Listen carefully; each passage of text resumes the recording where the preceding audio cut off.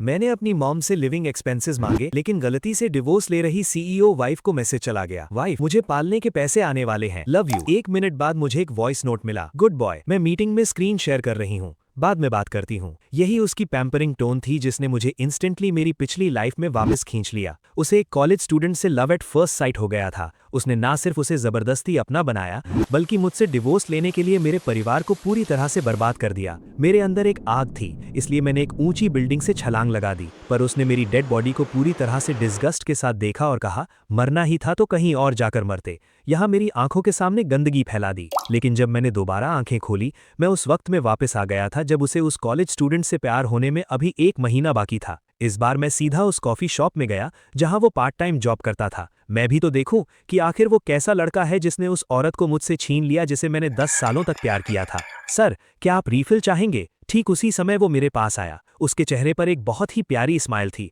और मैं उसे देखकर एकदम खो सा गया। शुक्र है कि मैं भी एक आदमी हूं, वरना मुझे सच में एक परवर्ट समझ लिया जाता। मैंने एक पोलाइट स्माइल दी और कहा, ठीक है, ब्लैक कॉफी ही ले आओ। जल्द ही एक कड़वी ब्लैक कॉफी मेरे सामने रख दी गई, लेकिन वो लड़का वहां से गया नहीं, बल्कि थोड़ा हेजिटेट करते हुए बोला, सर, आप पहले ही 2 कप पी चुके हैं। हालांकि ये एनर्जी देती है, लेकिन ये हेल्थ के लिए अच्छी नहीं है। वो लड़का बहुत ही काइंड और एक्सट्रोवर्ट था और उसकी आवाज़ एकदम साफ और मीठी थी। मैंने अपना ब्रीफकेस उठाया और खड़ा हो गया। ठीक है, बिल ले आओ। वो लड़का बहुत खुश हुआ कि मैंने उसकी बात मान ली और वो तुरंत बिल बनाने चला गया। सर, आपका टोटल बिल 87 रुपीज़ है। मैं चुपचाप खड़ा रहा, बिल पे किया और वहां से तेजी से निकल गया। पिछली लाइफ में बिना उससे मिले ही मैं पूरी तरह से हार गया था। उसकी इकलौती वीकनेस बस ये थी कि उसके और वैन वैन के स्टेटस में बहुत बड़ा डिफरेंस था। वापस जाते हुए रास्ते में मेरे असिस्टेंट शाओलू ने अचानक कहा, बॉस, आज आपकी और सीईओ वैन वैन की वेडिंग एनिवर्सरी है। मैं एक पल के लिए सोच में पड़ गया। वैन फैमिली में शादी करके घर जमाई बने हुए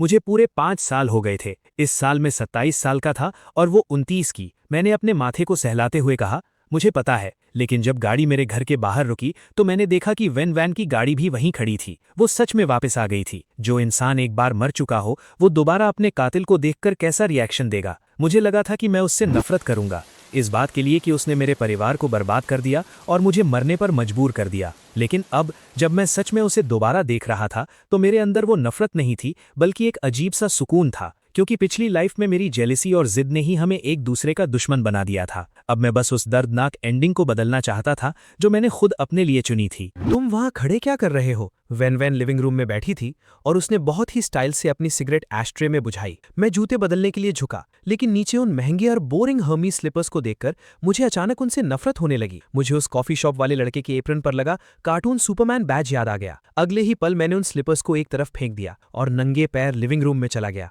मुझे नंगे पैर आते देखकर वैन वैन ने फ्राउन किया और पूछा, जूते क्यों नहीं पहने? मैंने उसकी आंखों में देखा और एकदम नॉर्मली जवाब दिया, हाँ, मन नहीं किया तो नहीं पहने। मुझे हैरानी हुई जब वैन वैन हंसने लगी। उसने एक रेयर मजाकिया टोन में पूछा, ये तो बहुत अजीब है, क्या किसी बात का सदमा लगा है? मैंने मन ही मन एक कोल्ड स्माइल दी। सदमा? तुम्हारे फ्यूचर ट्रू लव का ऐसा सदमा लगा कि मैं सीधा पिछले जन्म से यहाँ रीबोर्न हो गया। इसलिए मैंने फोन चलाते हुए वैन वैन को बिना देखे ही कहा, वैन वैन, हम डिवोर्स ले लेते हैं। मेरे ये बोलते ही मुझे एक मजाकिया हंसी सुनाई दी। उसने अपना फोन जोर से सोफे पर फेंका और अपनी उसी जानी पहचानी कोल्ड नजरों से मुझे घूरते हुए बोली, गूसिंग हैंग, तुम अब ये कौन सा नया गेम खेल रहे हो? मैं मजाक नहीं कर रहा हूँ। मैंने कॉन्फिडेंटली उसकी आंखों में देखा और एक एक लफ्ज साफ साफ कहा, 5 साल हो गए हैं, तुम वैसे भी कभी मुझसे प्यार नहीं करोगी, तो चलो हम दोनों एक दूसरे को आजाद कर देते हैं। 1 महीने बाद वो एक बिजनेस कॉन्फ्रेंस में नानजे को देखेगी और उसे उससे लव एट फर्स्ट साइट हो जाएगा। मैं अब उनकी लव स्टोरी में और कैनन फॉडर नहीं बनना चाहता था और ना ही मैं अपनी गू फैमिली को दोबारा तबाही के रास्ते पर ले जाना चाहता था। इसलिए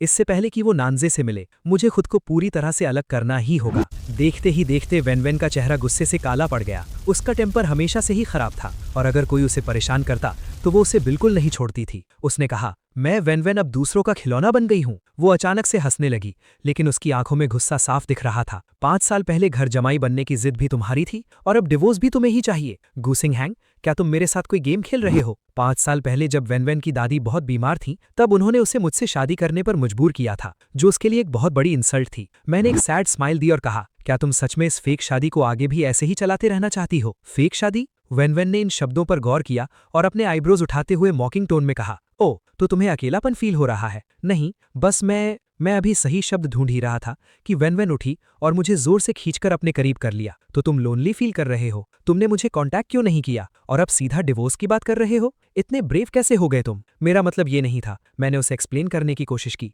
लेकिन वेन वेन अचानक पीछे हट गई। उसे मुझ में कोई इंटरेस्ट नहीं था, वो बस मुझे परेशान करने के लिए ऐसा कर रही थी। गूसिंग हैंग, मुझे पता है आज हमारी वेडिंग एनिवर्सरी है, लेकिन मुझे इन सब चीजों में कोई इंटरेस्ट नहीं है। वेन वेन ने मुझे ऊपर से नीचे तक घूरते हुए कहा। उसकी आवाज बर्फ जैसी ठंडी थी। अगर तुम इस बात को लेकर डिवोर्स का ड्रामा कर रहे हो तो मैं तुम्हें बता दूं कि ये सब करना बंद करो। हमने कभी भी अपनी एनिवर्सरी सेलिब्रेट नहीं की। मुझे इस साल भी इस ड्रामे की कोई जरूरत नहीं है। मैं भी खड़ा हुआ और उसकी आंखों में देखकर बोला, तुम अच्छे से सोच लो, मेरी वैल्यू तुम्हारे लिए लगभग खत्म हो चुकी है। मेरी जगह तुम्हें आजादी की ज्यादा जरूरत है ना? इतना कहकर मैंने बिना पीछे मुड़े सीधा सेकंड फ्लोर पर चला गया। नीचे से एक जोरदार दरवाजा बंद होने की आवाज आई, फिर कार के इंजन की आवाज सुनाई दी। वेन वैन चली गई और मैं अंदर से बहुत शांत फील कर रहा था। तभी मेरा फोन बजा। ये मेरे बेस्ट फ्रेंड बो यान जो का फोन था। गो सिंह हैंग, बाहर आजा, चल पार्टी करते हैं, टैंगो क्लब चलते हैं। शादी के बाद उसने मुझे 10 बार इनवाइट किया था, जिसमें से मैं 9 बार गया था, लेकिन वो अभी भी हार नहीं मानता था। ठीक है, मैंने एक बार में ही हाँ कह दी। मेरी इस क्विक हाँ ने फोन के उस पार सन्नाटा कर दिया।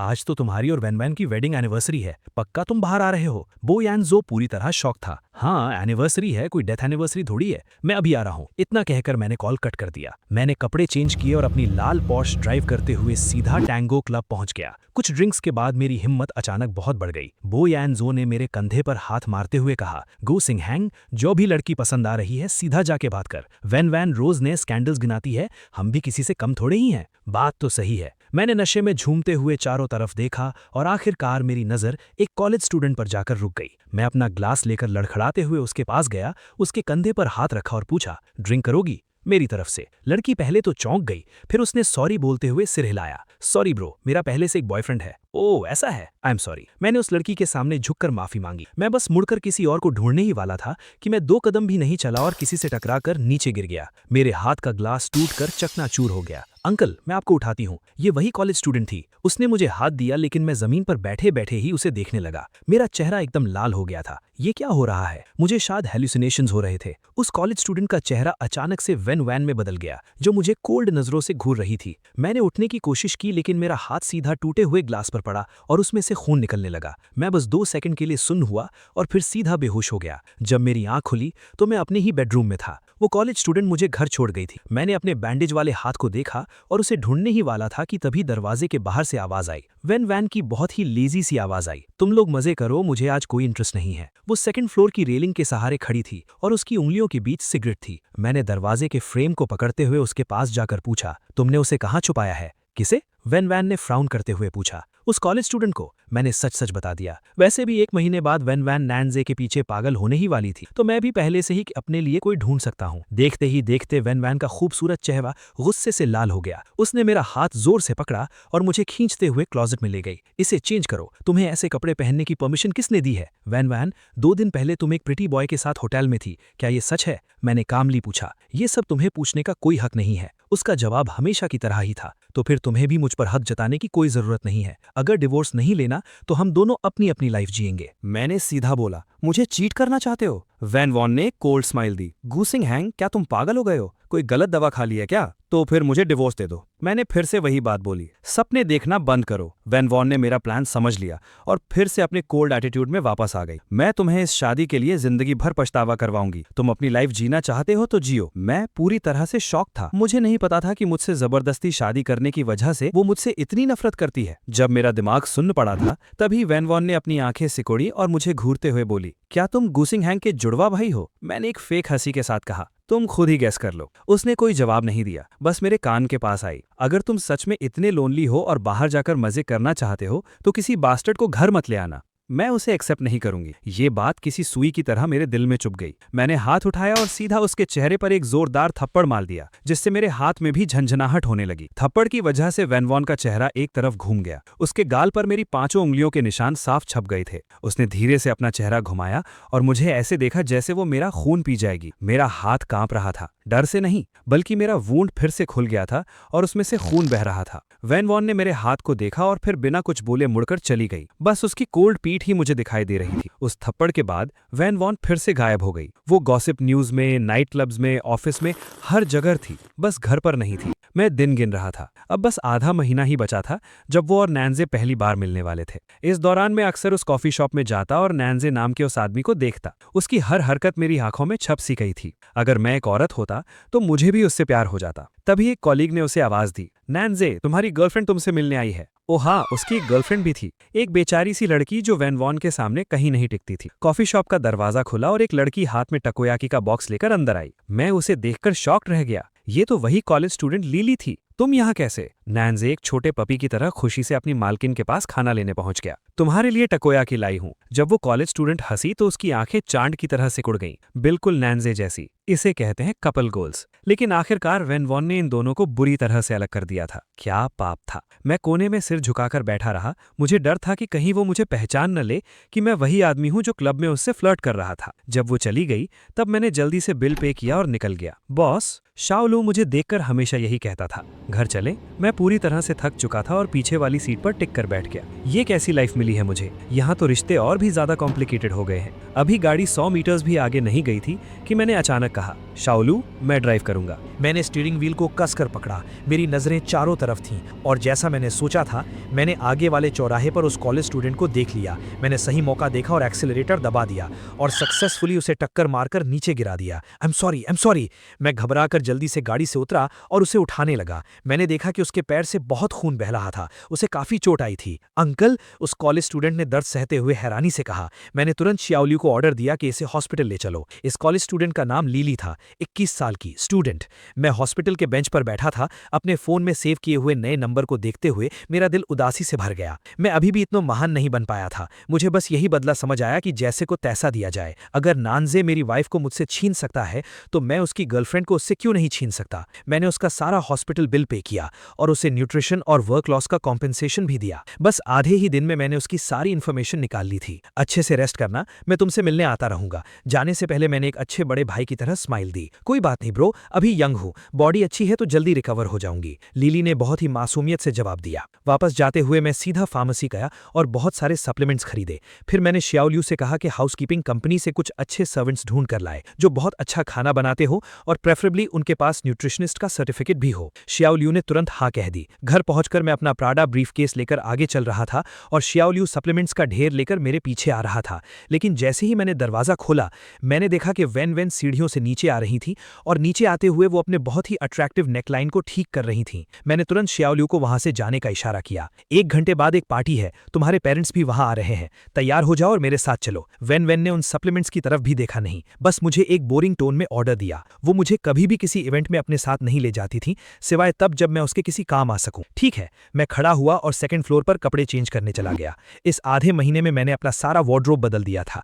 मैंने एक वाइन रेड कलर का स्लिम फिट सूट सिलेक्ट किया जिसका नेकलाइन थोड़ा डीप था ताकि कॉलर बोन दिखे, और साथ में डायमंड जड़ी हुई वॉच और ब्रोच भी पहना। स्पॉटलाइट के नीचे तो ये किसी की भी आंखें चकाचौंध कर सकता था। पहले मैं जितना सिंपल रहता था, अब मैं उतना ही फ्लैशी बन गया था। वैन नीचे मेरा वेट कर रही थी और फोन पर बात कर रही थी। उसने मेरे नीचे आने की आवाज सुनी लेकिन कोई रिएक्शन नहीं दिया। उसने मुझे मुड़कर देखा तक नहीं। मुझे भी कोई फर्क नहीं पड़ा। मैं सीधा गाड़ी में जाकर बैठ गया। कुछ मिनट्स बाद वैन बाहर आई। गाड़ी में बैठने से लेकर चलने तक उसकी नजर 1 सेकंड के लिए भी मुझ पर नहीं पड़ी। रास्ते में हमने आपस में एक शब्द भी बात नहीं की। वो गाड़ी चला रही थी और मैं अपना फोन चला रहा था। मैंने लिली को वीचैट पर ऐड कर लिया था और उसका हालचाल पूछने लगा। लिली, क्या तुम्हें हॉस्पिटल का खाना पसंद नहीं आ रहा? तुम्हारा ब्रो तुम्हारे लिए खाना भेज देगा। नहीं ब्रो, मुझे आदत है। मैं कल तुमसे मिलने आऊंगा और तुम्हारे लिए कुछ सप्लीमेंट्स भी लाऊंगा।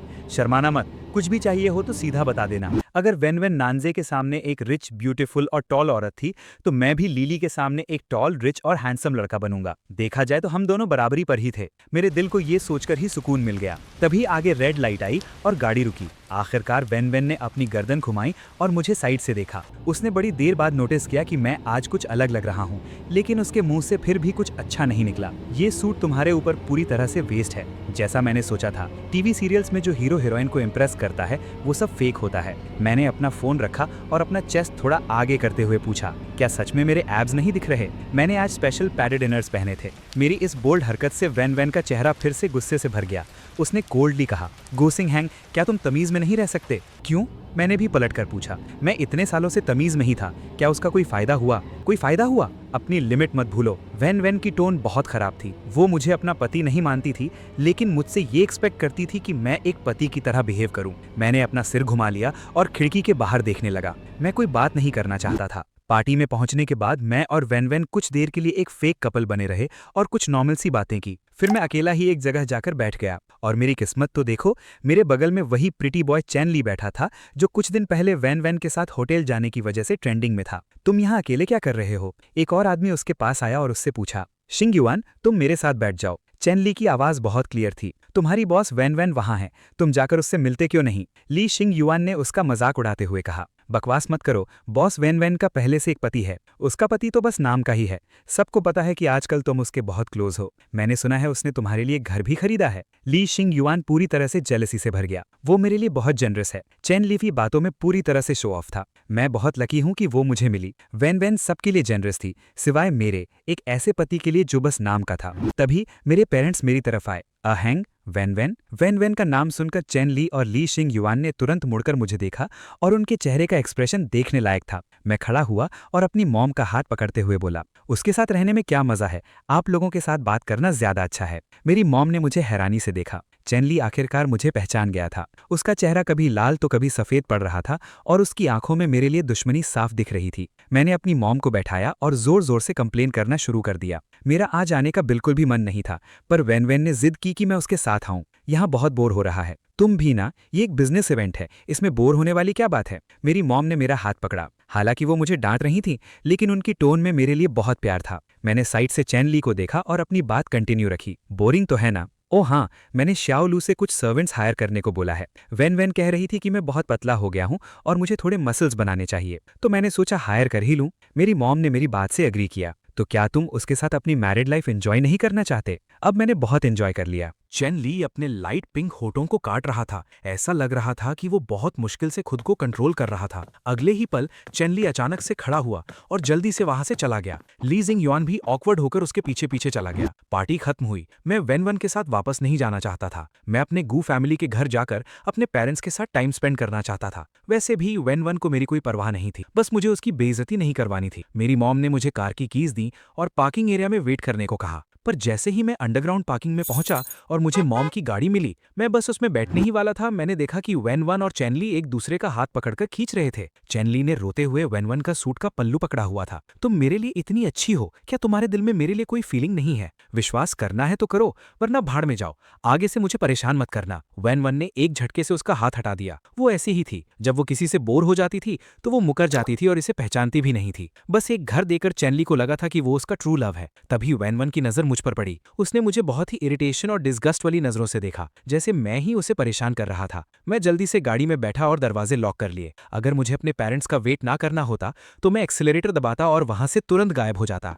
मुझे दूर भागते देख न जाने वैन को क्या हुआ, वो सीधा मेरी मॉम की गाड़ी की तरफ आने लगी। उसने शीशा खटखटाया और बिना आवाज निकाले होठों से कहा, बाहर आओ। मैंने फ्राउन किया और सिर हिलाकर वैसे ही होठों से कहा, नहीं आऊंगा। अगले ही पल मेरा फोन बजा। ये वैन का कॉल था। गूसिंग हैंग, अभी बाहर आओ, मैं तुम दोनों के मामले में नहीं पड़ना चाहता। मैंने खिड़की के पार से उसके गुस्से से भरी आंखों में देखते हुए कहा। मैंने सोच लिया था, मैं उसके और नानजे के मिलने से पहले डिवोर्स नहीं ले सकता, तो मुझे बस थोड़ा और बर्दाश्त करना होगा। जब वो खुद डिवोर्स के लिए बोलेगी तो मैं तुरंत हाँ कह दूंगा और मुझे वैन फैमिली के शेयर्स का कुछ हिस्सा भी मिल जाएगा। इसमें मेरा कोई नुकसान नहीं था। वैन गुस्से से पागल हो रही थी। शायद उसने मुझे कभी मना करते हुए नहीं देखा था। तभी चैनली रोता हुआ आया और फिर से वैन का कपड़ा पकड़ लिया। मुझे उसमें अपना ही अक्स दिखाई दिया और मेरा उसे जज करने का हक एक ही पल में खत्म हो गया। वैन ने मुझे गुस्से से घूरा, चैनली को पकड़ा और उसे अपनी गाड़ी में बिठाकर वहां से तेजी से निकल गई। मैंने एक गहरी सांस ली। जब मेरे पेरेंट्स गाड़ी में वापस आए, मैं लगभग सो ही गया था। मॉम, मुझे स्टिकी राइस चिकन खाना है, मैं उनके कंधे पर सिर रखकर लाड़ से बोला।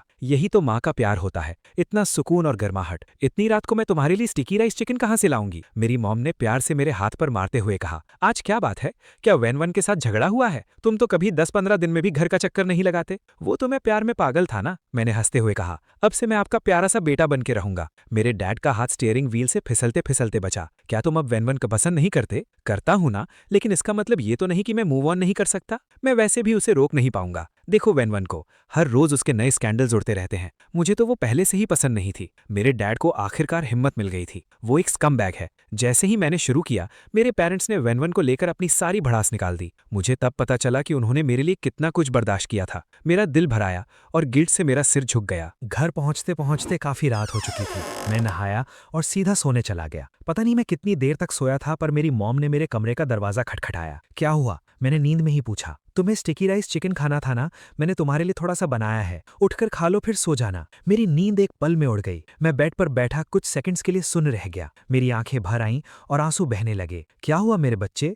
जरूर वेन ने तुम्हें परेशान किया होगा। मेरी मॉम डर गईं। उन्होंने जल्दी से मुझे गले लगा लिया। कल ही मैं वेन फैमिली के घर जाकर उनसे जवाब मांगूंगी। वेन ने मुझे परेशान नहीं किया। मैं बस बहुत इमोशनल हो गया हूं कि आप मुझसे इतना प्यार करती हैं। मैंने अपनी मॉम को गले लगाते हुए रोती हुई आवाज में कहा। वेन ने सच में मुझे परेशान नहीं किया। ये सब मेरा ही वन साइडेड प्यार था। वो एक खुले दिल वाली बुरी इंसान है और मैं एक बेवकूफ आशिक था। तो क्या स्टिकी राइस चिकन खाओगे? खाऊंगा। मुझे बहुत मन था ये खाने का। मैंने अपने आंसू पोंछे और बेड से उठ गया। अगले दिन जब मैं उठा तो मुझे बहुत हल्का फील हो रहा था। नाश्ता करने के बाद मैं हॉस्पिटल के लिए निकल गया। लीली के पैर में टांके लगे थे और उस पर मोटी पट्टी बंधी थी। वो हिलडुल नहीं सकती थी। ब्रो, तुम यहाँ कैसे? वो मुझे देखकर थोड़ी हैरान हुई। मैंने एक प्यारी सी स्माइल दी और पीछे मुड़कर कहा, शाओलो, इसे अंदर ले आओ। शाओलो तुरंत सप्लीमेंट्स का एक बड़ा सा ढेर लेकर लीली के बेड के पास रख गया। लीली को ये सब देखकर बहुत अजीब लगा। ब्रो, मुझे बस एक छोटी सी चोट लगी है, इतना कुछ करने की जरूरत नहीं है। छोटी सी चोट भी चोट ही होती है। मैं बेड के पास बैठ गया। ओ हाँ, मुझे तुम्हारा नाम तो पता ही नहीं है।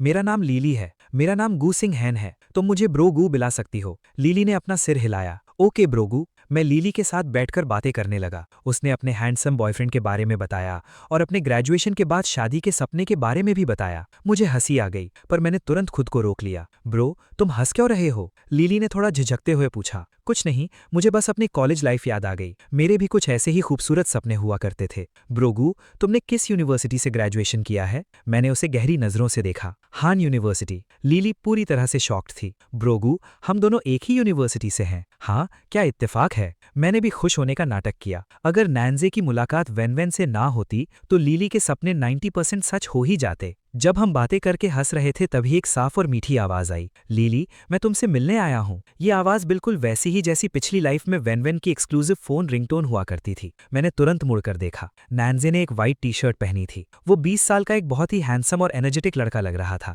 उसकी इस यंग एनर्जी को देखकर मुझे अंदर ही अंदर जलन होने लगी। जब मैं 20 साल का था तब तक मैं वेन से 3 साल से एक तरफा प्यार कर रहा था। ऐसा क्यों है कि उसी उम्र में नैन्जे को वेन का जुनून मिल गया और मुझे बस रात रात भर जागकर तड़पना पड़ा।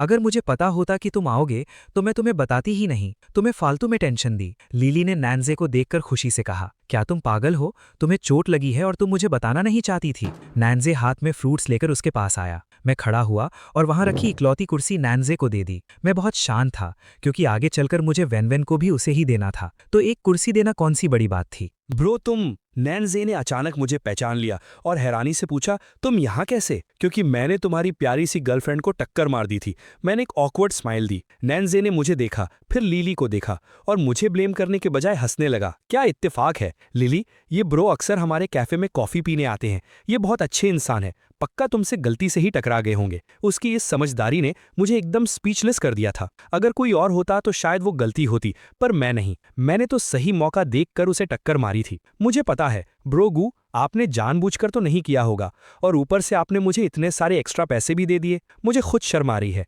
लीली ने अपना सिर खुजाते हुए कहा। नहीं, ऐसा नहीं हो सकता। नैन्जी ने तुरंत अपना फोन निकाला। ब्रोगू, अपना QR कोड दो, मैं तुम्हें एक्स्ट्रा पैसे वापस कर देता हूं। उसका ये एटीट्यूड, ना किसी के सामने झुकना और ना ही पैसों का लालच करना, शायद यही वो चीजें थी जिन्होंने वेन को उसकी तरफ अट्रैक्ट किया था। मैंने इतने ब्रांडेड कपड़े पहने थे लेकिन उसके सामने मैं बिल्कुल सस्ता लग रहा था। वापस करने की कोई जरूरत नहीं है। लीली के पैर पर चोट का निशान रह जाएगा, ये पैसे उसी के लिए हैं। तुम लोग बात करो, मुझे कुछ काम है तो मैं चलता हूँ। इतना कहकर मैं मुड़ा और वहां से निकल गया। इस कपल के पास ये रोमांस करने का ज्यादा टाइम नहीं बचा था, बस आधा महीना। आधे महीने बाद वेन एक जबरदस्त एंट्री लेगी और नैन्जे उसका शिकार बन जाएगा। हॉस्पिटल से निकलने के बाद मैंने श्याओ लू को फेंगजो मैंशन आपस चलने को कहा। वो विला जहां मैं और वेन रहते थे। मुझे वहां से अपनी चाइनीज मेडिसिन लेनी थी और मेरी मॉम का हाथ का खाना। इसके साथ तो मेरा वजन 1 महीने में 10 किलो बढ़ना पक्का था। पर जैसे ही मैंने अपना चाइनीज मेडिसिन का पैकेट उठाया और वहां से निकलने लगा, वेन अचानक सीढ़ियों पर आ गई। कल रात तुम गाली से बाहर क्यों नहीं आए?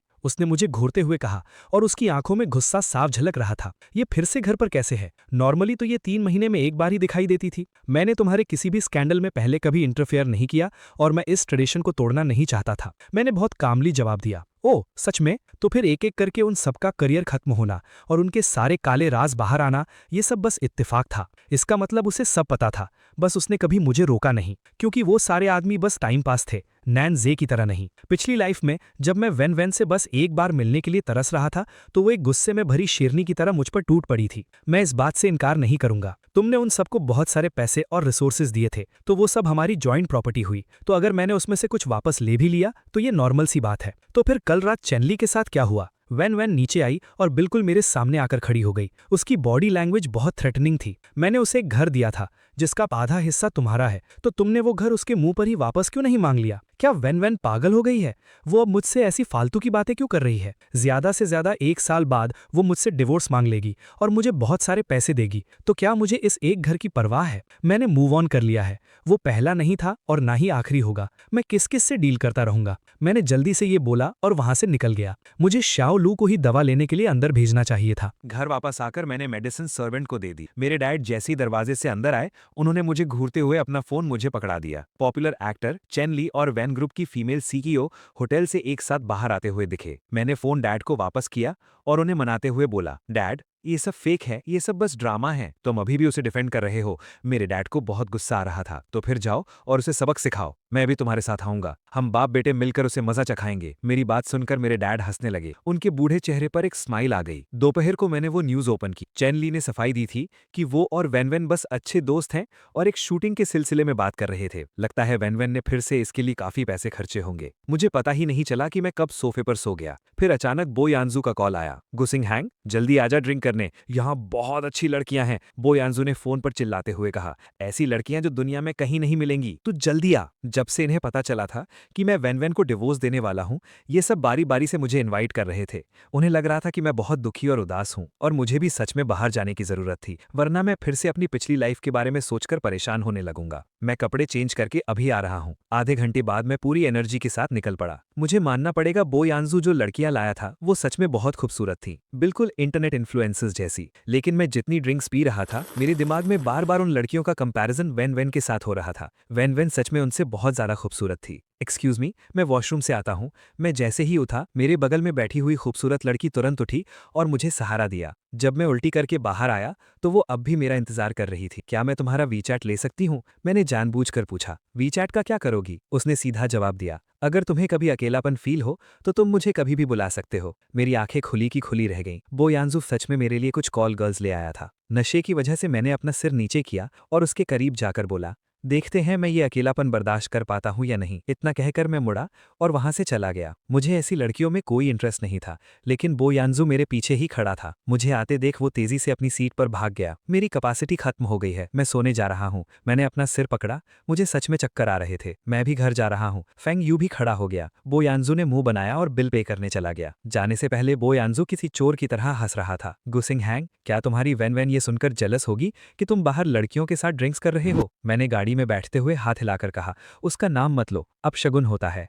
जब मैं अपने घर के पास पहुंचने ही वाला था, अचानक से एक जोरदार ब्रेक लगी और मेरी नींद उड़ गई। शाओलू, ये क्या कर रहे हो? बॉस, वो सीईओ वैन की कार है। शाओलू ने रास्ते के बीच में खड़ी बुगाटी की तरफ इशारा किया। वैन यहाँ कैसे आई? मैंने शाओलू को गाड़ी घर ले जाने को बोला और सोचा कि मैं पैदल चला जाऊंगा, लेकिन वैन अपनी गाड़ी से बाहर आई और मेरा रास्ता रोक लिया। वो बहुत गुस्से में लग रही थी। उसकी आंखों में गुस्सा साफ दिख रहा था। यहाँ आओ, मुझे एक्सप्लेन करो कि ये सब क्या है। उसने अपना वीचैट मोमेंट्स खोला और उसमें साफ साफ मेरी और उस लड़की की वॉशरूम के बाहर की फोटो थी, जिसमें मैं उसके बहुत करीब था और फोटो देखकर लग रहा था कि हम कुछ ज्यादा ही क्लोज हैं। और ऊपर से बो यानजू का कैप्शन, दुनिया में लड़कियों की कोई कमी थोड़े ही है। मेरे भाई गुसिंग हैंग ने आखिरकार मूव ऑन कर लिया। मेरे मुंह से अचानक हंसी निकल गई। कैप्शन तो बहुत अच्छा लिखा है। गुसिंग हैंग, वैन ने दांत पीसते हुए कहा, क्या तुमने नहीं कहा था कि हम अपनी अपनी लाइफ जी सकते हैं? तो अब तुम मुझसे पूछताछ करने क्यों आ गई? वैन ने एक कोल्ड स्माइल दी। हाँ, हम अपनी लाइफ जी सकते हैं, पर तुम्हें इसे पोस्ट करने के लिए किसने कहा? मैं तो भूल ही गया था कि बो यानजू के वीचैट मोमेंट्स वैन के फ्रेंड्स भी देख सकते थे। अब उसकी इज्जत का क्या होगा? तभी मैं सोचूं, बो यानजू इतनी चालाकी से क्यों हंस रहा था? वो जानबूझकर वैन को जलाना चाहता था। ठीक है, अगली बार मैं उन्हें पोस्ट करने से मना कर दूंगा। मेरे सिर में बहुत तेज दर्द हो रहा था। और मैं बस घर जाकर सोना चाहता था। लेकिन मैं जैसे ही मुड़ा, वेन वेन ने मेरा हाथ बहुत जोर से पकड़ लिया। मुझे इतना तेज दर्द हुआ जैसे मेरी हड्डी ही टूट जाएगी। अगले पल मैंने तेजी से अपना सिर झुकाया और वेन वेन की बाह पर जोर से काट लिया। वो मेरे इस सडन रिएक्शन से हैरान हो गई और उसने मुझे झटके से दूर भी नहीं किया, बस मुझे खुद को काटने दिया। क्या तुम पागल हो गए हो? वेन वेन को आखिरकार मुझे दूर ढकेलने का ख्याल आया। उसकी बाह पर मेरे दांतों के निशान छप गए थे। मैंने उसे अपनी उदास नजरों से देखा। मेरे दिल में छुपा हुआ वो दर्द जिसे मैं किसी से नहीं कह सकता था, वो अब बाहर आ रहा था। मैंने उसे इतने साल प्यार किया था, लेकिन कभी भी मैं उस पर अपना कोई हक नहीं जता पाया। और वो नैन्जे, वो उसकी गर्दन पर हमेशा किस मार्क्स छोड़ता था। वेन वेन, क्या तुम्हें सच में मुझसे पूछताछ करने का हक है? मैंने अपने होठों से खून साफ करते हुए कोल्डली बोला। इतने सालों में तुम्हारे इतने सारे स्कैंडल जुड़े हैं जिन्हें मैं उंगलियों पर भी नहीं गिन सकता। क्या मेरी कोई इज्जत नहीं है? वेन वेन ने बहुत ही कोल्डली जवाब दिया। क्या ये सब तुम्हारी वजह से नहीं हुआ? क्या तुम्हें मुझसे शादी करने के लिए किसी ने मजबूर किया था? बिल्कुल नहीं। अगर कोई मुझे तुमसे शादी करने से रोकता तो शायद मैं उसे भी मार देता। हाँ, ये सब मेरी वजह से ही हुआ है। मैंने उसकी आंखों में देखकर एक एक लफ्ज साफ कहा। लेकिन इंसान हमेशा बदलता है और अब मैंने सब सोच लिया है, ठीक है? नहीं। वेन वेन का जवाब हमेशा की तरह बर्फ जैसा ठंडा था। तुमने वो रास्ता चुना जो तुम्हें नहीं चुनना चाहिए था, तो अब तुम्हें उसकी कीमत चुकानी पड़ेगी। मैं अचानक हंसने लगा। वेन वेन, क्या तुम मानोगी अगर मैं कहूं कि बहुत जल्द तुम खुद मुझसे डिवोर्स मांगोगी? उसने मुझे बहुत ही कोल्ड नजरों से देखा। गूसिंग हिंग, क्या तुम कोई सपना देख रहे हो? मैंने एक गहरी सांस ली। देखते जाओ, तुम खुद मुझे आजाद करोगी। इतना कहकर मैं मुड़ा और घर जाकर सोने के लिए जाने लगा। लेकिन पता नहीं कैसे वेन वेन ने मुझे एक चील की तरह पकड़ा और आसानी से अपनी गाड़ी में धकेल दिया। नहीं, मुझे फोंगजू मेंशन नहीं जाना। दरवाजा खोलो। मैंने बहुत जोर से विरोध किया, पर उसने मेरी एक न सुनी। गाड़ी तेजी से फोंगजू मेंशन की तरफ दौड़ने लगी। मैंने उसे गुस्से से घूरते हुए कहा, मुझे वापस छोड़ो, मुझे वहां से कुछ लेना है। क्या लेना है? उसने बिना किसी एक्सप्रेशन के पूछा। मेरी चाइनीज मेडिसिन। वैन वैन की नज़र एकदम से बदल गई। क्या तुम्हें कोई जानलेवा बीमारी हो गई है? इस इंसान को बात करना बिल्कुल नहीं आता। मैंने एक स्माइल दी और कहा, नहीं ऐसा नहीं है, बस मैं बहुत पतला हो गया हूँ, तो मैं अपनी हेल्थ ठीक करना चाहता हूँ ताकि मैं माचो बन सकूँ। मुझे नहीं पता था कि ये सब सुनने के बाद वैन वैन का चेहरा और भी गुस्से से भर जाएगा, लेकिन तभी मुझे नशे का असर होने लगा और मैं पीछे की सीट पर ही सो गया। अगले दिन जब मेरी आंख खुली तो मैं वापस अपने बेड पर था। ये दूसरी बार था जब उसने मुझे कमरे तक पहुंचाया था, जो कि बहुत अजीब बात थी। मेरे सिर में बहुत तेज दर्द हो रहा था। मैंने शर्ट नहीं पहनी थी और मैं बस कुछ खाने के लिए नीचे जाने लगा, पर सीढ़ियों से आधे रास्ते पर ही मैंने देखा कि सोफे पर 3 औरतें बैठी थीं और वो सब मुझे ही घूर रही थीं। वैन वैन भी वहीं थी और उसके हाथ में ताश के पत्ते थे। उस पल उसका चेहरा तवे से भी ज्यादा काला पड़ गया। ये देखने लायक नहीं है। ज़ेंग यूटिंग ने दूसरी औरत का सिर नीचे की तरफ दबा दिया। मैं भी घबराकर वापस ऊपर अपनी शर्ट पहनने भाग गया। मैं मन ही मन वैन वैन को 800 गालियां दे रहा था। क्या उसने पिछले कुछ दिनों से कोई गलत दवा खा ली है या फिर उस पर किसी भूत का साया आ गया है? वो हर दूसरे दिन घर पर क्यों होती है? जब मैं शर्ट पहनकर वापस नीचे आया तो वो तीनों अब कार्ड्स नहीं खेल रही थीं, बल्कि बातें कर रही थीं। वैन वैन और उसकी इन बेस्ट फ्रेंड्स को मैं जानता था, बस मेरी इनसे कभी ज्यादा बात नहीं हुई। एक ज़ेंग यूटिंग, दूसरी निंगशी और तीसरी जियांगदू। ये तीनों ही बहुत अमीर खानदान से थीं। निंगशी थोड़ी अलग थी। उसने अपने फैमिली बिजनेस में काम करने की बजाय डॉक्टर बनना चूज किया। उन सबको पता था कि वैन वैन मुझे पसंद नहीं करती। उनके दिल में मैं कभी वैन वैन का पति नहीं था। पिछली लाइफ में उन्होंने नानजे को पाने में वैन वैन की मदद भी की थी, सिर्फ निंगशी को छोड़कर। उन तीनों ने मुझे नीचे आते देखा और मुझे किचन की तरफ जाते हुए देखा, पर किसी ने कुछ नहीं कहा। मैंने बिना किसी की परवाह किए अपने लिए एक बोल एग नूडल्स बनाए। चलो चलते हैं, वैन वैन ने बाकी दोनों को देखकर बोला। ज़ेंग यूटिंग और जियांगदू ने सिर हिलाया और वैन वैन के पीछे पीछे चली गईं। जल्द ही बाहर से कार के इंजन की आवाज आई। मुझे उनके जाने से कोई फर्क नहीं पड़ा। मैंने अपना ब्रेकफास्ट खत्म किया, जल्दी से तैयार हुआ और हॉस्पिटल के लिए निकल गया। आज मुझे अपना फुल बॉडी चेकअप करवाना था और साथ ही लीली को भी देखना था। हॉस्पिटल पहुंचने के बाद मैंने रजिस्ट्रेशन करवाया और अपना ब्रेन कैंसर का चेकअप करवाया, जो मुझे पिछली लाइफ में था। थैंकफुली अभी कोई बड़ी प्रॉब्लम नहीं थी। मैंने अपनी रिपोर्ट संभाली और लीली से मिलने के लिए मुड़ा। तभी एक मेल नर्स की शर्माती हुई आवाज आई, डॉक्टर निंग, आपकी शिफ्ट खत्म हो गई है, क्या हम साथ में खाना खाने चलें? थोड़ी दूर पर निंगशी अपने व्हाइट कोट में खड़ी थी। उसका चेहरा बहुत शांत लग रहा था। कौन सोच सकता था कि पिछली लाइफ में वो भी उसी नानजे के पीछे पागल हो गई थी। मैं उस आदमी को पार करके लीली के वार्ड में पहुंच गया। मुझे उम्मीद नहीं थी कि नानजे फिर से वहीं होगा। जे, तुम्हारी गर्लफ्रेंड के सिर्फ पैर पर चोट लगी है, हाथ नहीं टूटे हैं, मैं खुद खा सकती हूँ। लीली के मुंह में सेब का टुकड़ा था जो नानजे उसे खिला रहा था और वो उसे चबाते हुए बोली, मैं तुम्हारे लिए इतना कुछ कर रहा हूँ और तुम्हें ये अच्छा नहीं लग रहा? मैंने खासकर उन दोनों के रोमांस को तोड़ दिया। ब्रोगू, तुम फिर से आ गए। लीली एकदम हैरान थी। नानजे तुरंत खड़ा हो गया और उसने मुझे सीट ऑफर की। उसका वो हैंडसम सा चेहरा पास से और भी अच्छा लग रहा था। अचानक मुझे निंगशी की याद आई। अगले ही पल मैंने नानजे का हाथ पकड़ा और उसे कमरे के बाहर ले आया। ब्रोगू, क्या हुआ? नानजे घबरा गया था, लेकिन निंगशी वहां से जा चुकी थी। मैंने उदास होकर एक गहरी सांस ली। अगर निंगशी की मुलाकात नानजे से पहले ही हो जाती तो क्या एंडिंग कुछ और होती? फिर मैंने नानजे को देखकर स्माइल की और बोला, कुछ नहीं, मैं तो बस तुम्हें एक फीमेल डॉक्टर से मिलवाने वाला था। मैंने नानजे को भेज दिया और मैं भी वहां ज्यादा नहीं रुका। वापसी के रास्ते पर मैं फार्मेसी गया और अपनी चाइनीज मेडिसिन दोबारा खरीदी। फिर मैंने शियाओलू को कॉल किया, क्या तुमने सर्वेंट्स ढूंढ लिए? बॉस गु, मैं उन्हें लेकर आपके घर की तरफ ही आ रहा हूँ। आधे घंटे बाद मैं फेंगजाओ मैंशन पहुंचा। सारे सर्वेंट्स वहां पहुंच चुके थे। मैंने अपनी चाइनीज मेडिसिन एक भले से दिखने वाले अंकल को दी और कहा कि इसे बनाकर मुझे दे दे। लेकिन जब वो अंकल एक काले रंग की मेडिसिन का बोल लेकर मेरे पास आए, मैंने उनके चेहरे को देखा तो मेरा दिल जोर से धड़कने लगा। मैंने हिचकिचाते हुए पूछा, आपका नाम क्या है? सर, मेरा सरनेम नान है। मुझे अचानक लगा कि ये दुनिया कितनी अजीब है। मैंने फ्लर्ट करने के लिए नानजे की गर्लफ्रेंड को चुना और सर्वेंट ढूंढने गया तो नानजे के डैड मिल गए। ये गेम अब और भी मजेदार होता जा रहा है। मैंने मेडिसिन का बोल पकड़ा, उसे फूंक मारकर थोड़ा सा पिया और अगले ही पल वो इतनी कड़वी थी कि मैंने सब बाहर उगल दिया। पता नहीं वन कब घर वापस आ गई थी। वो दरवाजे पर खड़े होकर अपने जूते बदल रही थी। उसकी आंखों में मेरे लिए डिस्गस्ट साफ दिख रहा था। अगर तुम पी नहीं सकते तो मत पियो। तुम्हें मुझसे इतनी प्रॉब्लम क्यों है? मैंने अपना मुंह साफ किया और पूछा, तुम फिर से घर कैसे आ गई? ये मेरा भी घर है तो क्या मैं यहाँ नहीं आ सकती? वन मेरे सामने आकर बैठ गई। उसके चेहरे पर कोई एक्सप्रेशन नहीं था। मैंने अपना सिर हिलाया और दोबारा मेडिसिन पीने लगा, लेकिन वो सच में बहुत कड़वी थी। वो मेरे गले तक पहुंचती इससे पहले ही मैंने दोबारा उसे बाहर उगल दिया। इस बार हालात और भी खराब थे।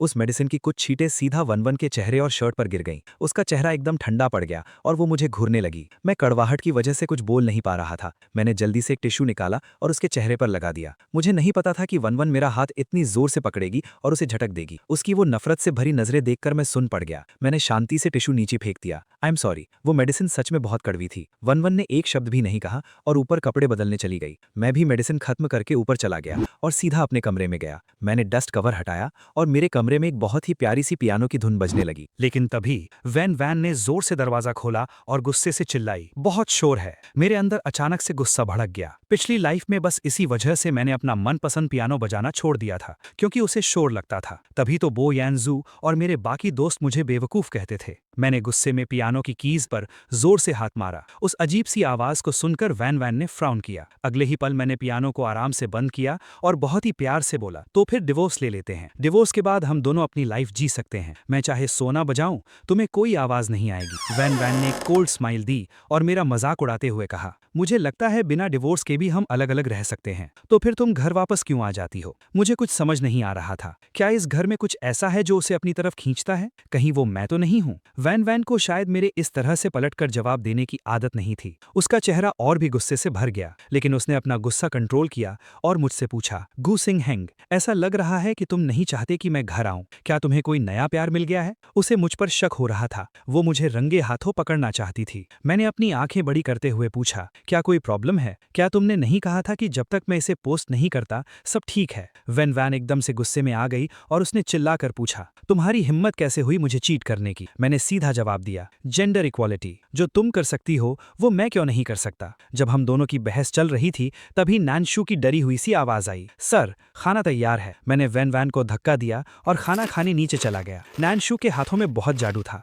मैंने एक सांस में 2 बोल चावल खा लिए। मैंने देखा कि वैन नीचे आई और बाहर चली गई। मैंने सूप का आखिरी घूंट पिया और स्माइल करते हुए नानशू की तारीफ की। नानशू, आपकी वाइफ और बच्चे सच में बहुत लकी हैं। नानशू ने शर्माते हुए स्माइल दी। ये तो बस घर का बना सिंपल सा खाना है। मैंने अपना सिर हिलाया। क्या आपकी फैमिली ने कभी आपकी तारीफ नहीं की? मेरे बेटे को भी मेरे हाथ का बना खाना बहुत पसंद है। वो अक्सर मुझसे कहता है कि मैं एक छोटा सा रेस्टोरेंट खोल लूं। अपने बेटे की बात करते हुए नानशू की आंखों में बहुत प्यार था। मेरी स्माइल थोड़ी सी कम हो गई। पिछली लाइफ में जब मैं मरने से पहले एक आखिरी बार वैन से मिलना चाहता था तो मेरे डैड ने मुझे बताया था कि वो अपने फ्यूचर फादर इन लॉ के नए रेस्टोरेंट की ओपनिंग रिबन काटने गई थी। वो रेस्टोरेंट एच सिटी के टॉप 3 रेस्टोरेंट्स में से एक था। नानशू ने बहुत ही हम्बल तरीके से जवाब दिया, हम तीनों तो बस आम लोग हैं, हमारी किस्मत इतनी अच्छी। कहा। मैंने बहुत गहराई से कहा, नानशू, जब किस्मत बदलती है तो कोई नहीं रोक सकता। क्या पता आपके बेटे की किसी बहुत अच्छी जगह शादी हो जाए। मैं सच में उसे बताना चाहता था कि आप तीनों की किस्मत बस आधे महीने में चमकने वाली है, लेकिन मैंने खुद को रोक लिया। नानजे की फैमिली के लोग बुरे नहीं थे, ये मैं मानता हूँ, लेकिन जब वो सब खुशियां मना रहे थे तब मैं, उसका असली पति, सबसे दर्दनाक चीजें बर्दाश्त कर रहा था। नहाने के बाद मैं बेड पर लेटा और अपना फोन चलाने लगा। मुझे वैन की न्यूज दिखी कि वो बार में लड़कों के साथ मजे कर रही थी। कमेंट सेक्शन में सब लोग मजाक उड़ा रहे थे। उसका पति सच में बहुत बर्दाश्त करता है, मैं तो उसे निंजा टर्टल बुलाऊंगा। मैं हंसा और इग्नोर करके सोने की तैयारी करने लगा। तभी अचानक फेंग यू का कॉल आया। उसकी आवाज इतनी घबराई हुई थी कि मैं डर गया। गुसिंग हैंग, जल्दी आजा, बहुत बड़ी प्रॉब्लम हो गई है। मैं अंदर से घबरा गया। क्या हुआ? बोयान जोहू और वैन की लड़ाई हो गई है, तो जल्दी आ। उसी वक्त मेरे फोन पर एड्रेस आ गया। जल्दी आ, फैंग यू ने चिल्लाकर कॉल कट कर दी। मुझे कुछ समझ नहीं आ रहा था। बोयान जोहू और वैन वैन की लड़ाई कैसे हो सकती है? मेरे पास सोचने का टाइम नहीं था। मैंने जल्दी से कुछ भी कपड़े पहने और घर से निकल गया। जब मैं बाहर पहुंचा तो वैन वैन और बोयान जोहू को एक प्राइवेट रूम में भेज दिया गया था, वरना उन दोनों के स्टेटस के हिसाब से तो ये पक्का ट्रेंडिंग न्यूज बन जाती। जैसे ही मैं पहुंचा, फैंग यू ने मुझे खींचकर बोयान जोहू के पास खड़ा कर दिया। बोयान जोहू अभी भी बहुत गुस्से में था। वो अपनी आंखों से वैन वैन को घूर रहा था, जैसे उन दोनों के बीच कोई पुरानी दुश्मनी हो। और वैन वैन तो गुस्से से आग बबूला हो रही थी। वो दूसरी तरफ बैठी थी। उसके आसपास का ऑरा इतना खतरनाक था कि डरा दे। उसके बगल में बैठी ज़रेंग यू थिंग किसी डरी हुई नौकरानी जैसी लग रही थी। उसने वैन वैन को देखा, फिर मुझे देखा और पहली बार मुझे आवाज दी, ब्रदर इन लॉ, आपको गलतफहमी हुई है। उन लड़कों को मैंने बुलाया था, इसका सिस्टर वैन से कोई लेना देना नहीं है। बोयान जोहू ने उसकी तरफ उंगली दिखाई और चिल्लाया, बकवास बंद कर। उस लड़के की छाती तो तुम्हारी सिस्टर वैन के चेहरे पर लग रही थी, जैसे वो उसे दूध पिला रहा हो, और तुम कह रही हो कोई लेना देना नहीं है। ज़रेंग यू थिंग तो डर के मारे रोने वाली हो गई थी। तभी वैन वैन ने अपनी कोल्ड नजरों से बोयान जोहू को देखा और अगले ही पल सीधा मुझे घूरने लगी। वो मेरे रिएक्शन का वेट कर रही थी, लेकिन मैंने उसे न देखने का नाटक किया और बोयान जोहू की पीठ थपथपाई। यान जोहू, कोई बात नहीं, पक्का तुमने कुछ गलत फहमी पाल ली है। वैन वैन की चॉइस इतनी खराब नहीं है, उसे बड़े सीने वाले लड़के पसंद नहीं है। एक ही पल में पूरे रूम में सन्नाटा छा गया। बोयान जोहू और फेंग यू ने एक दूसरे को देखा और फिर हैरानी से मुझे देखा। क्या तू सच बोल रहा है? उन दोनों को पता था कि हम डिवोर्स लेने वाले हैं, लेकिन उन्हें ये नहीं पता था कि मैं इतना शांत रह सकता हूँ। मैंने जिसे 10 सालों तक प्यार किया था, आज मैं उसी के लिए एकदम शांत महसूस कर रहा था। हाँ बिल्कुल, मैं सच बोल रहा हूँ। मैंने दोनों का हाथ पकड़ा और बाहर ले आया। चलो ड्रिंक्स करते हैं मेरी तरफ से। शुरू से लेकर आखिर तक मेरी नजर एक बार भी वैन वैन पर नहीं पड़ी। एक सेकंड के लिए तो ज़रेंग यू थिंग भी हैरान रह गई। उसने हैरानी से कहा, sister Wan, brother in law. वो अपनी बात पूरी करती कि तभी वैन वैन ने बीच में टोक दिया, कैसा ब्रदर इन लॉ? क्या वो इस लायक भी है? उसकी ठंडी और चुभने वाली आवाज रूम का दरवाजा बंद होते ही मेरे कानों में गूंज गई। मेरे दिल में सुई जैसी चुभन हुई, थोड़ा दर्द हुआ, लेकिन मैंने उसे बर्दाश्त कर लिया। मैं लायक नहीं हूं ना? ये ब्रदर इन लॉ का टाइटल नानजह के लिए ही बचा कर रखो। उसके बाद हमने एक जगह ढूंढी और पीने बैठ गए। बोयान जोहू को अभी भी विश्वास नहीं हो रहा था। उसने मुझसे बार बार पूछा, गूसिंग हैंग, क्या तू सच में उसे भूल चुका है? मैंने जोर से सिर हिलाया। इस बार मैं पूरी तरह से श्योर हूं। बोयान जोहू ने सीधा अपना ग्लास उठाया। मुझे तेरी इसी हिम्मत की दाद देनी पड़ेगी। 10 साल का प्यार और तूने एक झटके में छोड़ दिया। इतना कहकर उसने एक ही बार में सारी ड्रिंक पी ली। फेंग यू ने भी अपना ग्लास उठाया। गूसिंग हैंग, तू सच में मर्द है। हे दोस्तों, इस वीडियो को देखने के लिए आपका बहुत बहुत शुक्रिया। प्लीज इस वीडियो को लाइक और शेयर जरूर करें। तो प्लीज इस वीडियो को अपना पूरा सपोर्ट दें और ऐसी ही नई नई स्टोरीज के लिए चैनल को अभी सब्सक्राइब कर लें। मिलते हैं अगले वीडियो में।